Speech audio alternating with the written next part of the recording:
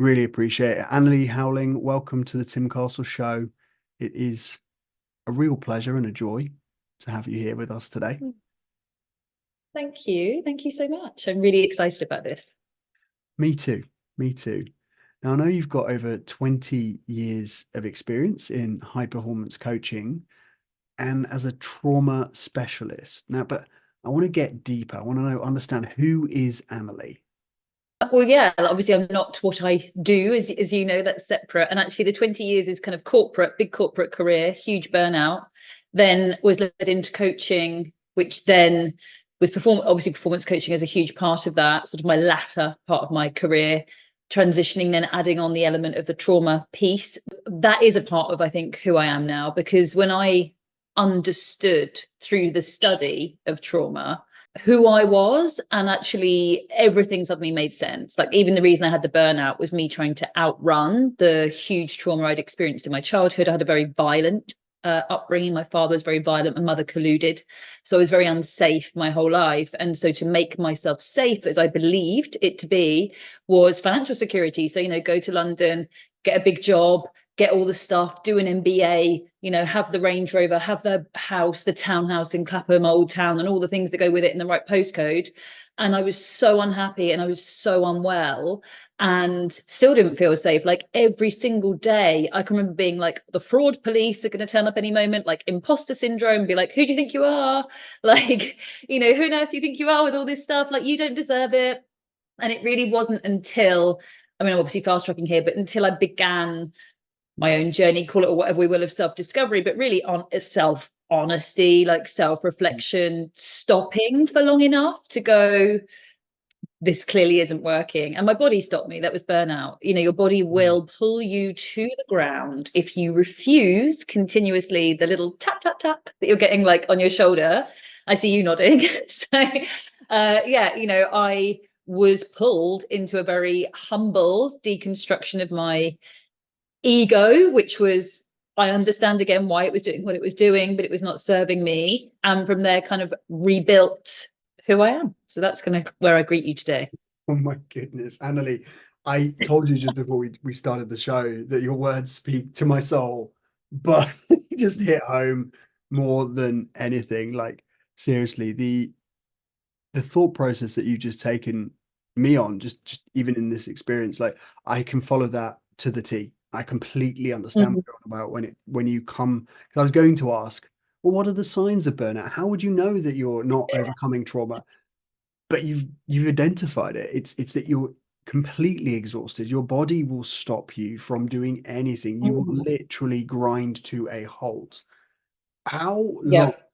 was it for you between realizing that you were burning out and then connecting it back to the original trauma? Like, well, how did that happen? And what was the process of That enlightenment? that took quite a long time, actually. I mean, it was a gradual thing. I think, I had this session with a friend of mine who was a coach, and at the time coaching was like super weird. Like, Wendy Rhodes had not come and done her kinky bitch thing, and everyone was like, hooray, coaching's brilliant, I want to have a coach. It was all like, oh, do you wear hemp trousers and have dream catchers? It was all very, it was perceived to be very hippie. So, but my friend, she was living in San Francisco, and she's like, let me just do this like guided visualization with you. And I'd done like yoga, and I was always like into fitness and stuff. But I did it because I thought I should. I wasn't connected to my body. I really understand that now as well. Like, I Mhm. wasn't, I was just doing the things like you're a hamster in the wheel, but I wasn't like in my body at any points or connected to it. And I had this visualization with her, and it was just so profound. And like the little, like, say, pieces of shavasana or little bits of connection maybe I'd had suddenly all made sense. And I was like, I am a type A. So I have to, I haven't just suddenly given all of that up. I've still got like insane drive and an insane work ethic, and it is part of who I am. But the difference is now I know the symptoms and the signals when the light is on my dashboard to pull back. And also, I do things that I truly love and never want to retire from. I'm not waiting for retirement from what I do. I love it. But so going back, I'd had that experience with her. I'd had this profound connection.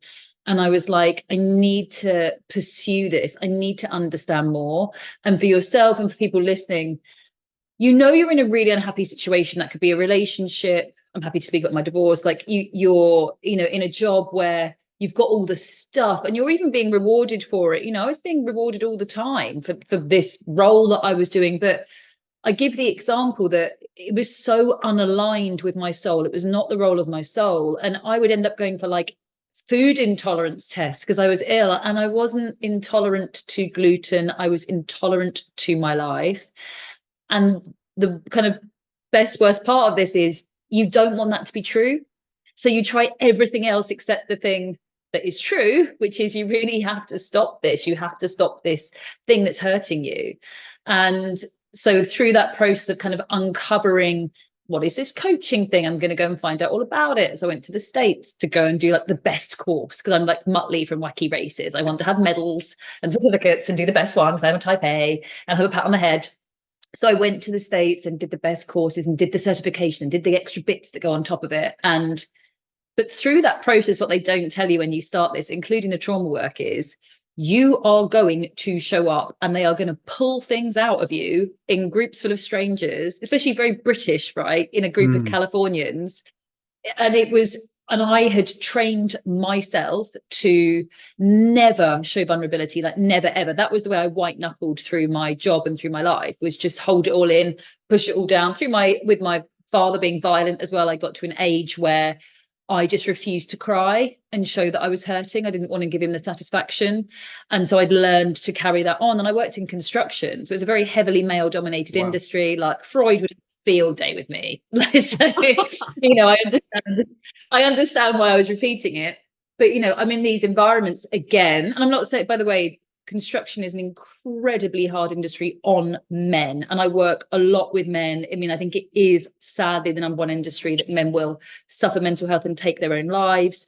It's very, very difficult place to work a lot of the time. So I'm not saying that I was I had it tougher than anybody, but it was not a healthy place for me to be in because it enabled me to carry on with those behaviors that were harming myself. So yeah, fast track through the coaching, establishing my business.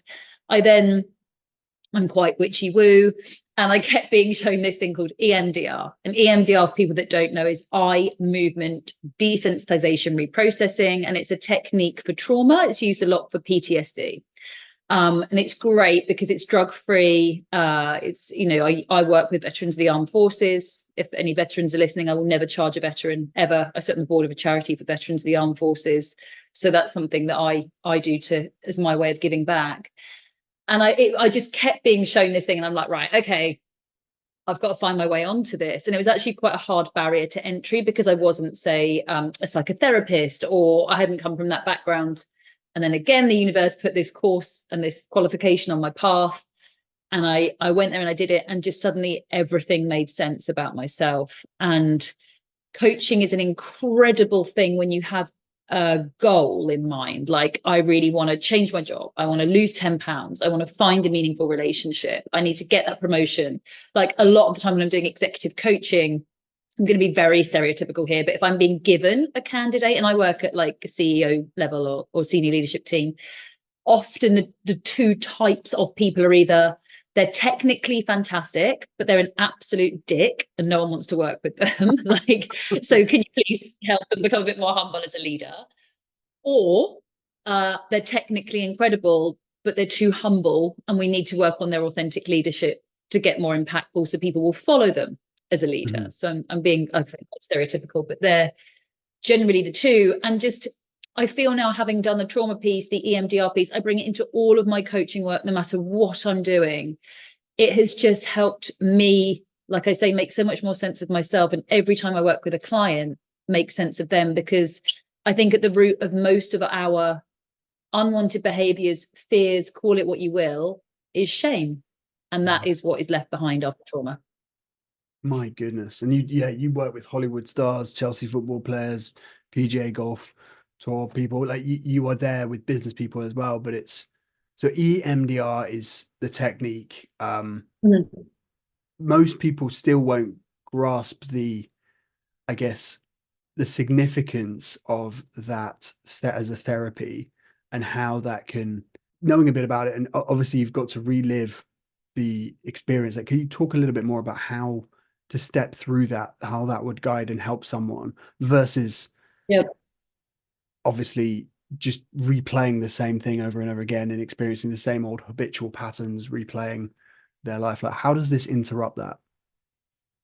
So I think for anyone that's ever experienced trauma, certainly true for me, like one of the most traumatic memories that I had that just played on a loop was my father punching me in the face in the restaurant when I was my daughter's age, when I was 7.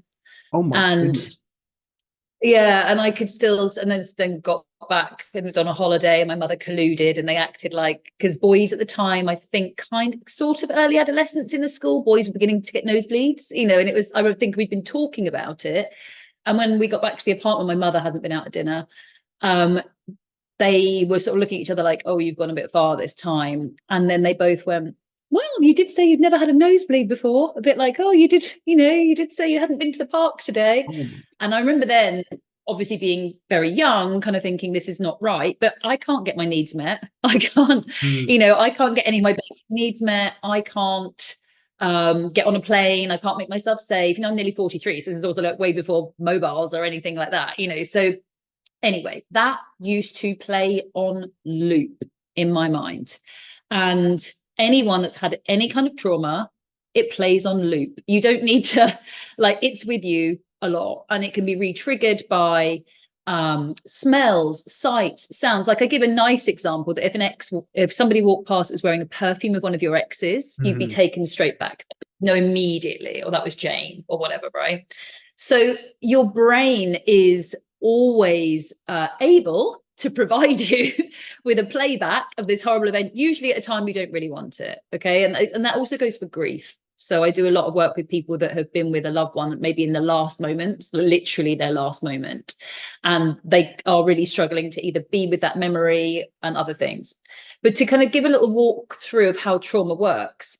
So when something is activating our nervous system, everybody knows about fight, flight, freeze. I think they're aware of those. There's actually 2 more. There's flop, pass out.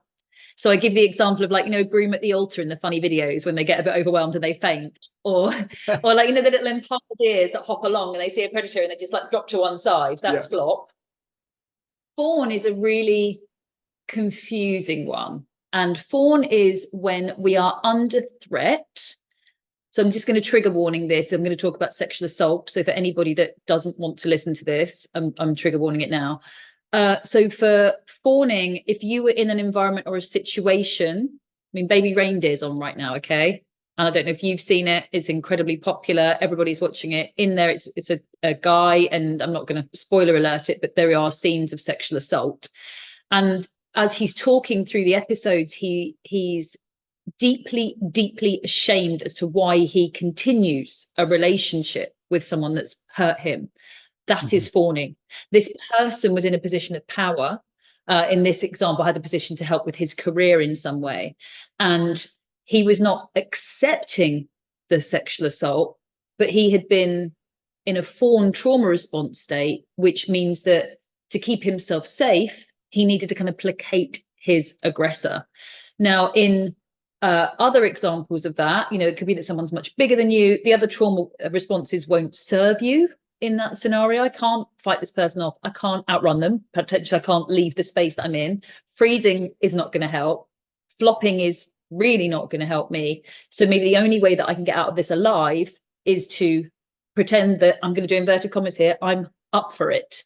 And I have heard so many stories of people, men and women, who then also take on the shame of this, thinking there's some kind of grey area. I had a drink with them first. I know them, they're a friend of a friend. We'd had a date the week before or something like that. And I always say, put your friend or put someone of that age, because it's often historical, that a niece, a nephew, a friend's kid that you care about in that situation, and you rerun it and you tell me if it was their fault at all, if they did anything to ask for it, in inverted commas. And that can be true as well for replaying other traumatic memories that live on in our minds, which are usually childhood ones. So for me, part of the healing process, see, rationally, and I told you that story and you were shocked about my father punching me in the face, and rationally I know that was not okay. But before I had EMDR, and I will speak a little bit more about how exactly that works, I could tell that story, but honestly, 25% of me thought, well, maybe I did say the wrong thing, or maybe I was a bit cheeky, or maybe my brother and I shouldn't have been arguing at the dinner table. Still, I believed I was a bad girl. Still. And I put my daughter in that chair, all those sorts of things. And I could see, but there was still a bit of me that thought, you were probably still a bad girl. Now, if I use that example to talk through how trauma works and where EMDR helps, in that scenario with my father, I believed I was bad. I mean, he told me I was bad, that it happened because I was bad. I made him do it and all the fun stuff. So I believed I was bad. And not forgetting these people that I was born into, my family of origin. I mean, I must be really bad because they were just made to love me. So my God, I must be so bad that they have to do this. How awful am I? So then you grow up with this, what it's called is an underlying limiting belief. And shame is actually very difficult to put into words. It's a felt sense shame. And it always starts with I am. And this is something that if we're going through a traumatic experience, if you're working with me, we go into the worst moment. Exactly like you say, we have to replay the event and we have to get to the worst moment. So when we get to that worst moment, you have to say, I work with the client to encourage them, like, what does this say about you in this moment? So for me in that moment, it was that I am bad or I am unlovable. Other things I've heard from people in different contexts, I am disgusting, I am broken, I'm a failure, oh, I'm a coward, I'm not enough. The kind of things that people are coming out with for various different things that have happened. I'm out of control is a really popular one. I'm unsafe. So we then go through our lives, if you like, with this lens of the I am, the felt sense, the shame, which lives within our body. The very popular book, The Body Keeps the Score, about trauma, Dr. Bessel van der Kolk. It's absolutely true. And it lives in your system. And then it gets reactivated because then we have scenarios and examples. And again, potentially we seek out subconsciously cycles, patterns, people to almost test out that theory. So I got to find out I was bad a lot in my life, by choosing poor relationships, maybe jobs, like, construction, probably not ideal. I've come with a lot of different skills from that and lovely contacts and friends. But yeah, I mean, that was very triggering to me. And so you go through life with this sort of underlying limiting belief, like I said, that acts like a lens. And the choices that you're going to make are going to be aligned with that. When we do EMDR, we get to that underlying limiting belief, the I am, we get hold of that felt sense. And then EMDR is bilateral stimulation. So I either do eye movement, which I'm showing now, but for people that can't see it on the screen, or you can tap onto someone's palms, which will be facing up on their knees if they can't see or don't want to look, or you can tap onto their knees directly.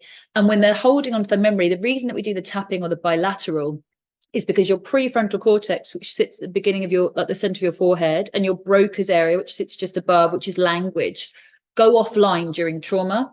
And that's why when people say, I can't remember what he looked like, or I can't remember what he said, but I know how he smelled, right? Like that aftershave thing or the perfume, it takes you to the moment. Like, so what's happening, your prefrontal cortex, the blood from this area is being moved away to your amygdala, to your limbic system under trauma, because we don't need to know what we need from Waitrose, what the time is. We don't need to know like the list, the cognitive things that we would normally have in our brain at that area. We don't need it. What we need to do is stay alive. So all of that blood is being rerouted very cleverly to this area, like I say, the amygdala, the limbic, the lizard brain, the prehistoric, which fires really fast, so much faster. And that's where it elicits this trauma response from: fight, flight, freeze, flop, fawn. And the critical thing that I think is not communicated or understood well enough, which is where I think shame lives. You do not get to choose your trauma response. So if somebody is listening to this, even like, here's two examples, and I'm going to be very stereotypical here, but as a friend of mine, and like one of their sons were coming out of school, got jumped from behind the boys, and it's scary, right? And so one of them reacted by punching, fight. The other one did nothing. And then one of the kids was really upset that his friend didn't step in to help him. I mean, how many times have we heard this? Why didn't you step in to help me? Probably he was in freeze. He went into a different trauma response. Now, you could, in work, I'm going to give an example of fawn, you know, I'm a single parent, I've got bills to pay, like the amount of time, and also even way before this, when I used to work in construction and way before Me Too, the amount of times I had to go along with being groped and touched, and my boss was like, we have to get this deal or make that client happy. And oh my god, yeah, What? it's you, any, yeah, oh yeah, no, you speak to any of my friends of this age, of pretty much any industry, there was a lot of, you know, we don't sort of make a fuss, like, yeah, the amount of times that you'd be touched up at the bar, and you know, we don't say anything about it. And that was fawning, because I wasn't safe to make a scene. Let's also put my family origin story in there. I didn't have a home to go back to because it didn't work out for me in the big city. Like, I had to make this work. I had to keep my job.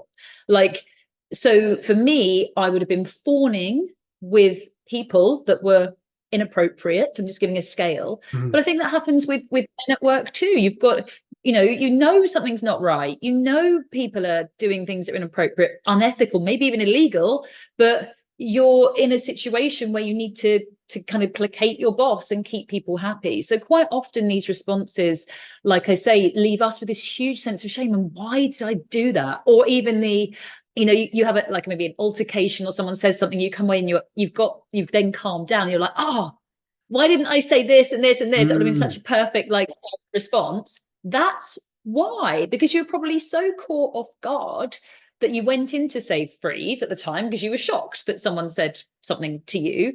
And then when you come back and your centers are all back online, you're like, oh, but because we don't understand this, and because we think we could have chosen a different response, which we cannot. I want to make this really clear. Like, that's when we end up with shame. That's Annalie, you've just literally blown my mind, but you've probably blown loads of people's mind on this call. Like, the idea that it switches off, and then we come back online, and then Yeah. suddenly we get all the answers that we should have got, but we couldn't at the Yeah. time. In fact, we can't choose it. So the shame, does it build up over time, or is it something that we obviously, then you were talking before about pushing it down, basically just locking it in and not listening to it? Like, how do we then deal with that now that we've come back online and we realize we're fawning, or we realize we're watching illegal behavior, or we're being accepting of things that are happening that we're like, hey, this is not okay, but we've already made that choice. We know it's not something that we now feel is appropriate, but we've gone there and we don't want. And then how do we tackle that whilst addressing the shame, whilst being our true self? Like, what it gets messy.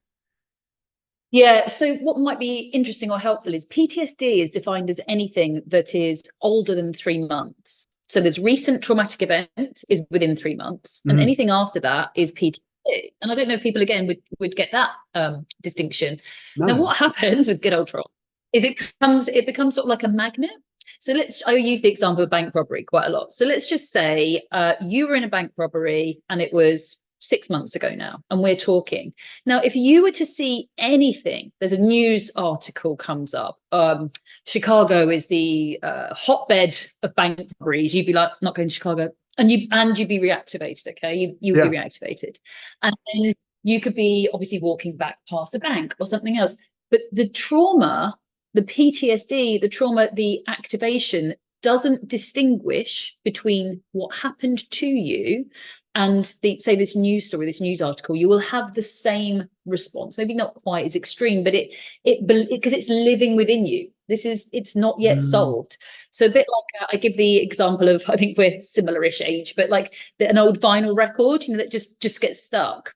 That's what's happening with trauma and shame. It's getting stuck all the time because we didn't have our prefrontal cortex on, because we were living out of our limbic system. So if you like, we haven't got all of the information to solve the puzzle, the equation, if you will, and discharge it. So what EMDR does is we're bringing all three centers back on, because bilateral.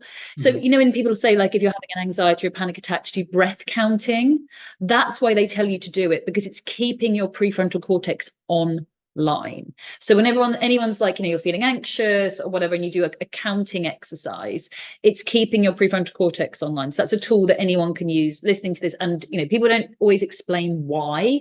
Like, everyone's heard of breath count, but no one tells you why it's helpful. Right. So if somebody's feeling really motivated, do a breath count, and it means you're keeping your prefrontal cortex on.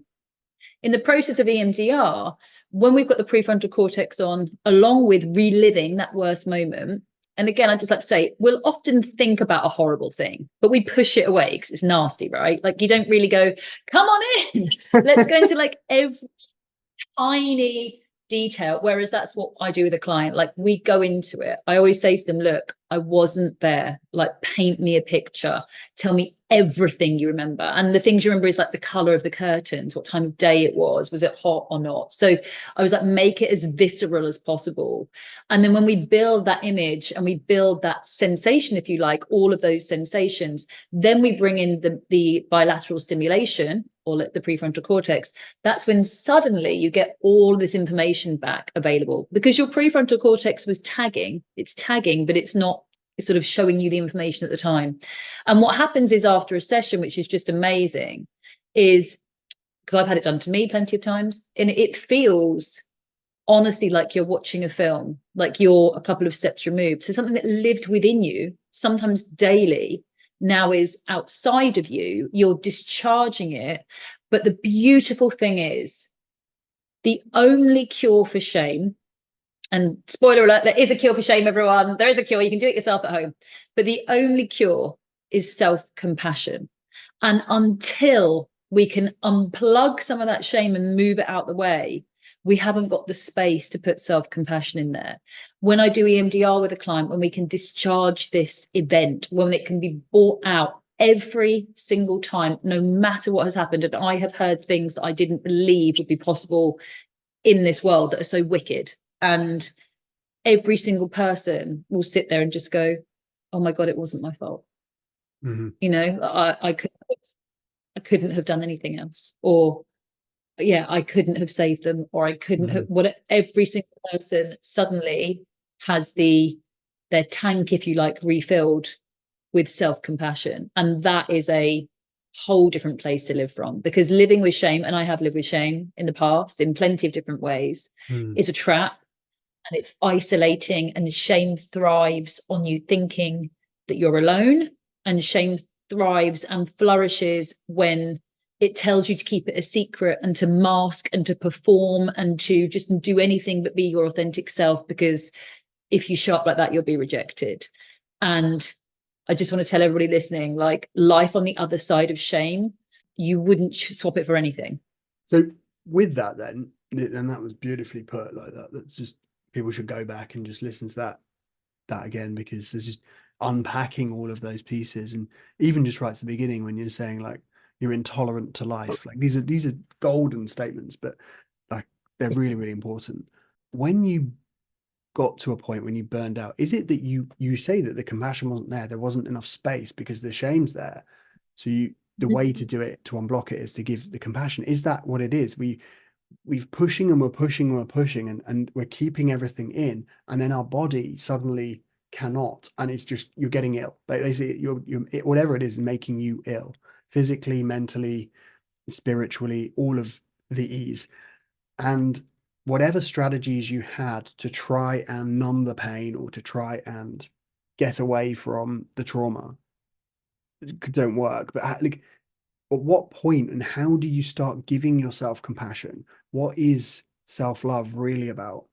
So that's a really beautiful question. Thank you. I think that is a really individual thing, but I want to try and say some things that are helpful for people. So what I would love to say, though, is don't compare, because this whole, like, I don't know, go and have a walk in nature, like, that might really be great for someone to clear your head. It might do absolutely nothing for you. And you might do it once and go, I don't feel any better, in which case, don't worry about it. Like, I never journal. I'm not saying don't do it. If you do it for you, it's not for me. I actually am quite cross about this culture of this sort of perfect morning routine, because I think for people that are anxious and struggling, this multiple step, like, get up at 5 a.m. and make a ceremonial matcha from scratch, and then have your homemade organic, whatever it is you baked yourself, and then look at my 6-figure side hustle, and then write some mantras and journal, and then do a workout, and it's like, oh my God, if you missed one of those steps, I'm even more of a loser and a failure. And I just think, like, I quite like a to don't list, like, a bit of self-care. Don't worry about the to do. Like, let's have a to don't. Like, what in your day and your routine is taking away joy? Let's make it that simple. And if we're stripping the engine back, which is when I've been really anxious and I've had times of finding things very difficult. I was going through a divorce on lockdown. Obviously, I don't have any family support from previous, huge financial difficulties, business is tanking because of the change and everything. It was an incredibly difficult time. And at those points, you go back to basics. So for me, self-care and self-love is, what are your foundations? For me, it's meditation. I had to get back into that. I can choose. I'm out of control, right? I'm out of my mind. I'm out of control. Things are really hard. What can I control? The food I put in my body. I can obviously control, say, like alcohol consumption or something like that. For me, I have to exercise. I can put in a point to make sure I move.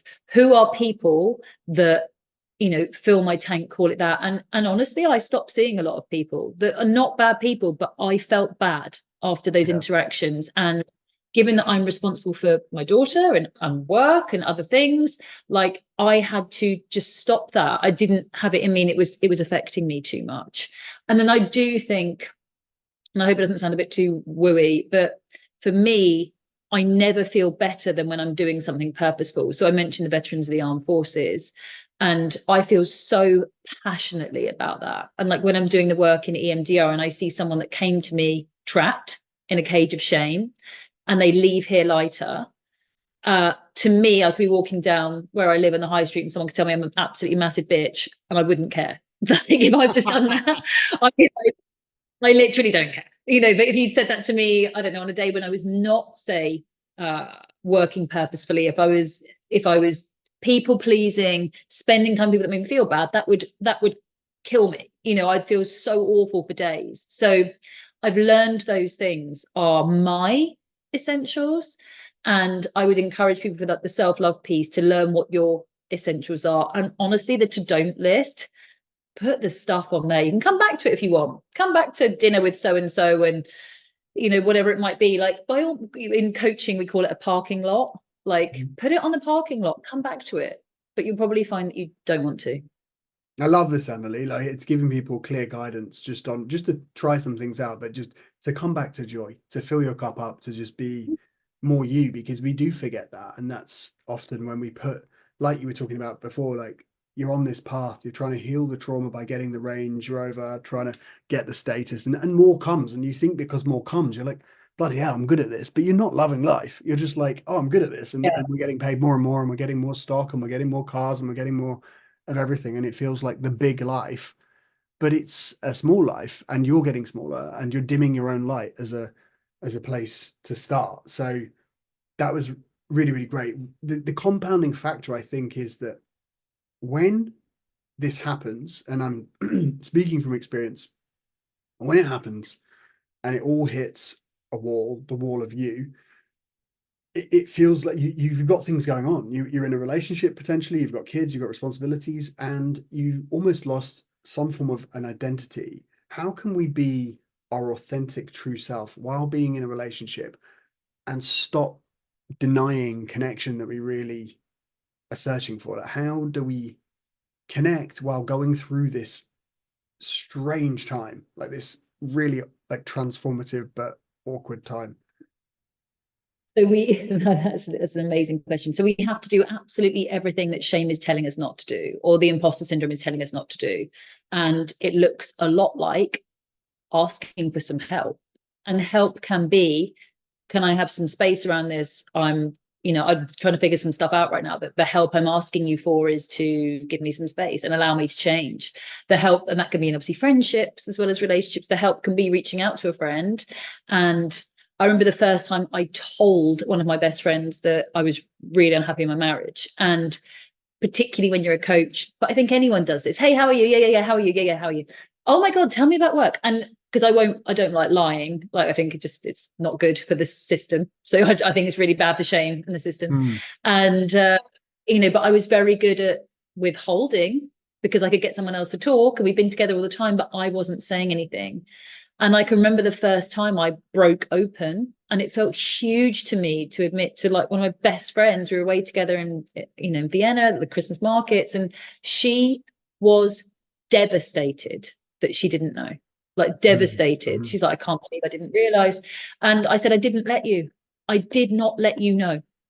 And I think that for most of us, like my burnout, you're nodding, and I'm thinking about people listening. We don't let people know where we are. And then the compound, we either get to a place where something gives, probably not in a positive way, or maybe we do choose to try and get our way out of it, and whatever it might be, substances, exercise. There's a lot of exits to intimacy, relationship.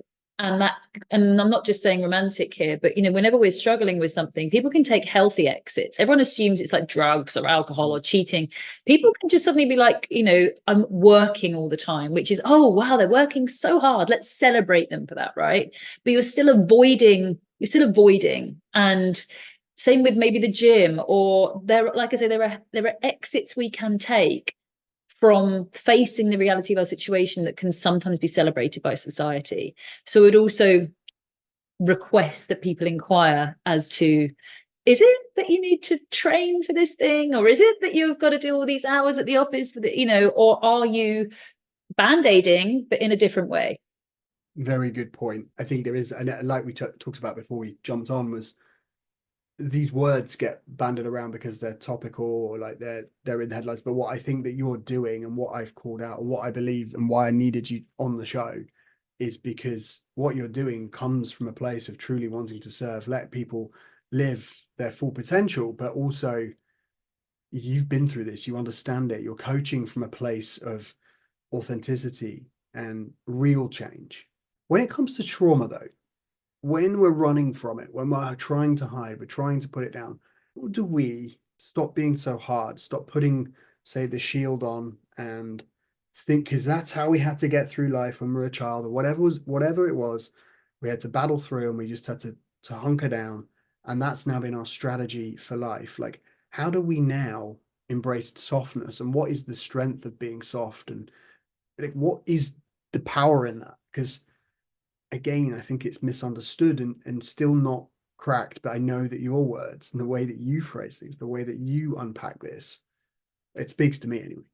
Thank you. I'll try and do this in a helpful way that people can apply.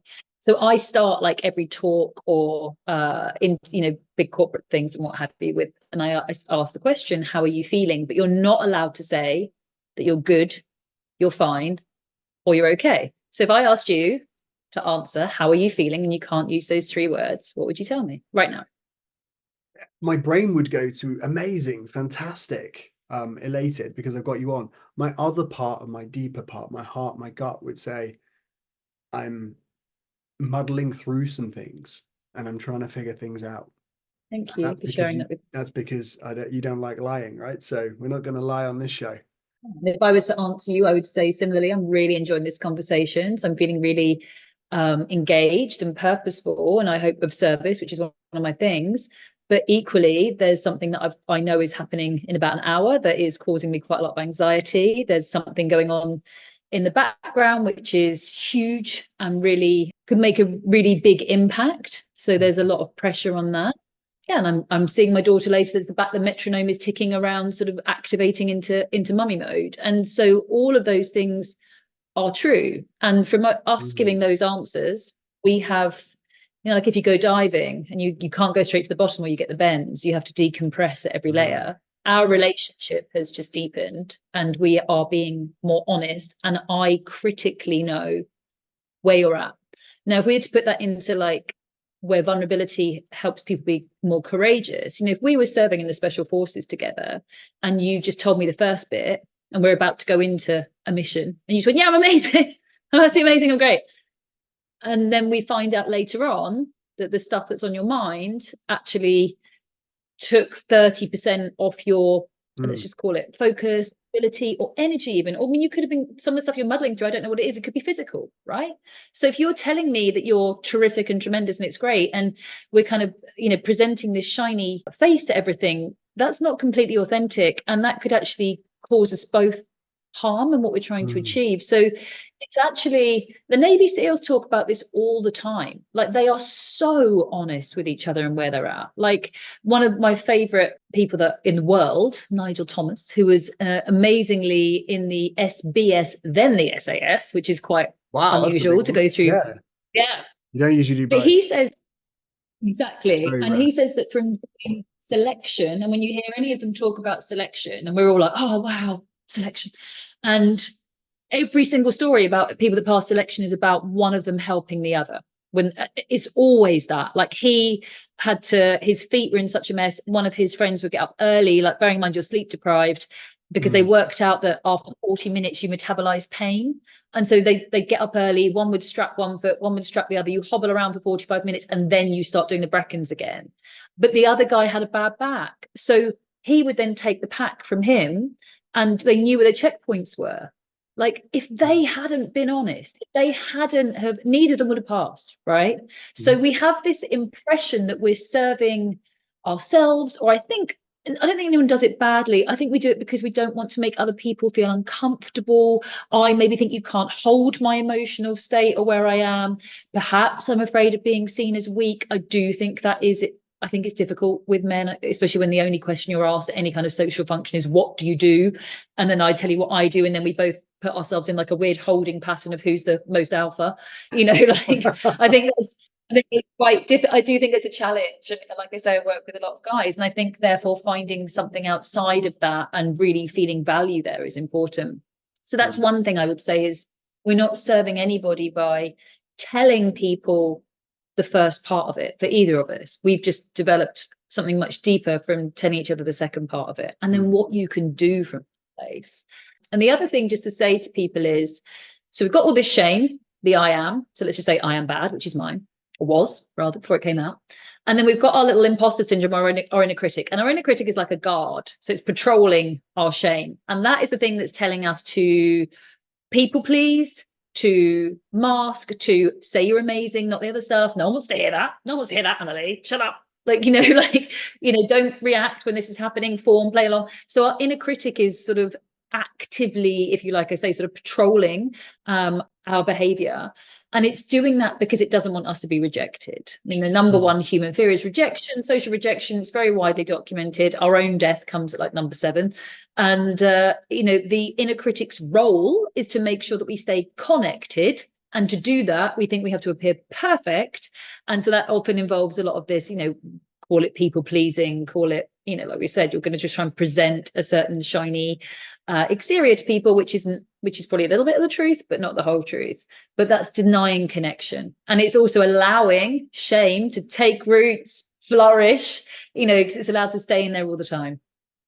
Wow. Yes. Are you giving that shame a voice, or are you giving it a pervasive aspect of just, you can ride, you can stay, like the thing you said throughout this whole conversation is, it's always there. You're carrying this stuff with you. And I think there's been so many elements of this conversation that have been surprising in terms of insight. But one of the pieces now is then, okay, we know we've got the shame.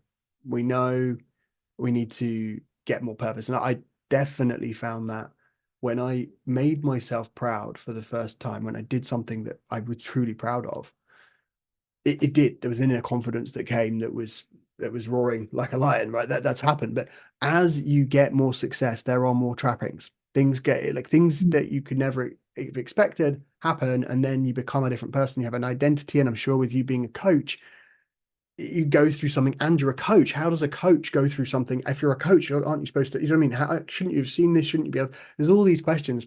Are you an author? You wrote this book. What are you doing, mate? You supposed to have these things set out, right?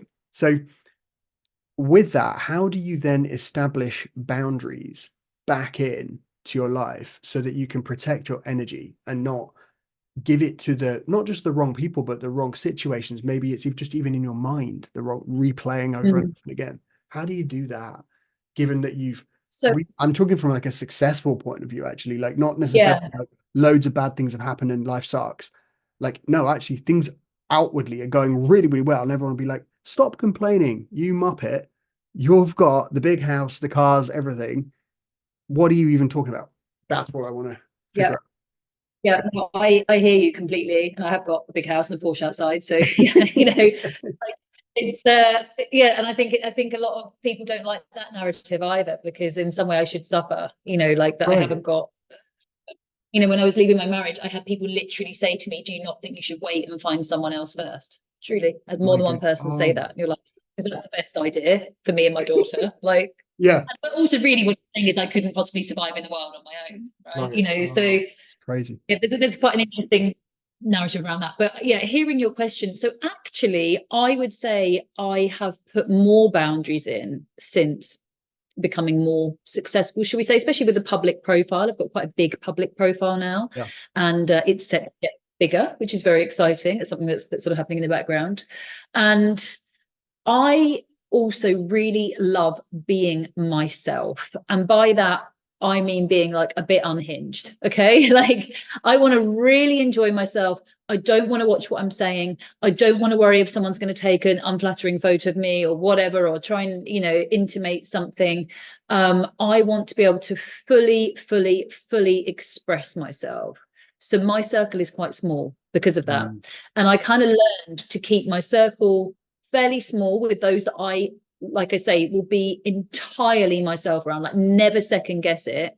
And then where I probably used to have a sort of ring of, I don't know, people that you'd be like, yeah, let's meet for a coffee here or there. And no one's bad, by the way. And I'm not saying that I'm amazing. It purely was just a way that I could relax and enjoy my life. But I sort of realized that perhaps, especially because I have got a presence on social media, I'm happy to give that bit away, and anyone can see that part of me. Anyone can see this. Anyone can see anything I've said on here and know all those things about me, including my childhood and that sort of stuff. Like, have that. But then I've put a big divide in Mhm. to my smaller circle, and that's where it's really boundaried for me. The people that are in that, I'm entirely myself all the time, and I really enjoy it. And then outside of that is more protected, I suppose, because I think that does allow me to be more of service, and also that's just mine, that's my stuff. I like that because you're authentically you right the way throughout, but you've got this inner core that's there as your sanctuary with your people, with yourself, Mm. that is fully protected, that has the right level of protection.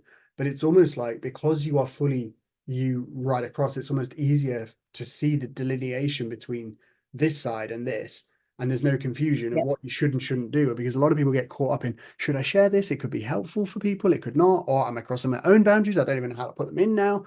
Like, whereas what you just outlined there is like, and I think a lot of people can take courage from that, is that you don't have to be perfect in terms of perfecting every picture. Don't have to, just be you and get it out there. And then you know where the line is to say, no, this stuff, this is truly special in that sense, and this is going over here. It doesn't, and you get to choose, and there's empowerment in that because it can be anything you want. It doesn't have to be defined by society. So that was Yeah, really, and the most successful that I know, and I'm sure you do, and we're talking like billions, not millions here, yeah. are so private. And it's a very good remind. And by the way, incredibly kind, unbelievably and I don't mean financially Mm, generous, just generous with time, mm, generous with, I'll make that introduction. Of course, I'll make that introduction to you. I mean, you would think like someone that's, can I ask them to do an email introduction for me? I'm not on LinkedIn at the moment, but like, something like that. Or would you mind introducing me to so and so? And they will, of course, no problem. Here you go. Like that is the sort of generosity that I mean with the most successful people that you could imagine. mm. And It's so I abundant. really love those qualities. And it's not the kind of, I don't know, like I need to be seen for the sake of it. I mean, obviously there's privacy around it as well, but yeah, really kind and really generous. And I would like to think of myself in a similar way, like anyone again in my tight circle. And if I can do something for someone else, like I say, I will always do a 5-minute favor and help people. But Mm. since I kind of put that gap in, like I really enjoy it. That's a much better balance for me and my life. Yeah, just having those different layers and just and knowing where Mm. it crosses over. Well, Annalie, I know that you've got things because we've shared in this beautiful conversation. I know that you've got things coming up this afternoon, and I don't want to take any more of your precious time because you have shared wonderfully and served the listeners of this podcast to the nth degree. And I know that this will go on and change thousands of lives. So thank you from me to you. Like, thank you so much for coming on, for sharing your wisdom, but for more than that, just being a spark of joy in this. You are helping people fill their cup just through this conversation. Where can people reach you if they have been touched by this? Thank you. So yeah, the biggest platform would be Instagram at the moment, which is at Annalie Howling. You're howling like I mean, you've got a line, but me and my daughter do the howling at the moon, that oh, like the wolf. Yeah, that's cool. And then and then YouTube. I mean, there's a couple of free classes. If what I said resonated, there's a lot of videos on YouTube. There's a free masterclass about the inner critic. It's completely free on there. There's so if anybody's thinking I'd like to explore it more, please go and do it. That's YouTube, Annalie Howling.